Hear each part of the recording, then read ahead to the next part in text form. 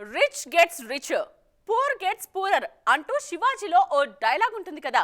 టాలీవుడ్లో ఇదే జరుగుతోంది ఇప్పుడు.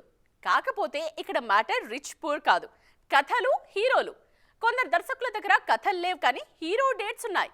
ఇంకొందరి దగ్గర కథలున్నా హీరోల డేట్స్ లేవు. ఈ విచిత్రమైన పరిస్థితి ఏంటో చూసేద్దామా? తెలుగు ఇండస్ట్రీలో కొందరు దర్శకులకు విచిత్రమైన పరిస్థితి ఎదురవుతుంది. కథ రెడీ, నిర్మాత రెడీ, కానీ హీరో దొరకట్లేదు. ఖుషీ తర్వాత శివ నిర్వాణకు ఈ హీరో దొరకట్లేదు. నాగ చైతన్య కోసం కథ సిద్ధం చేసినా అది సెట్స్ పైకి రావట్లేదు.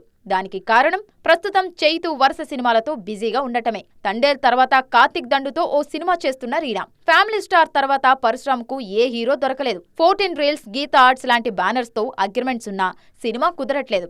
కార్తీ లాంటి హీరోలకు కూడా కథ చెప్పారు పరశురామ్, కానీ ఇప్పటి వరకు ఏ ఒక్కటి ఫైనల్ కాలేదు.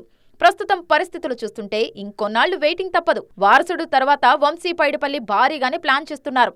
మామూలుగా సినిమాకు భారీ గ్యాప్ తీసుకుంటారు వంశీ. ఇప్పుడు ఇదే చేస్తున్నారు. ఏకంగా అమీర్ ఖాన్ కోసమే కథ సిద్ధం చేస్తున్నట్లు తెలుస్తోంది.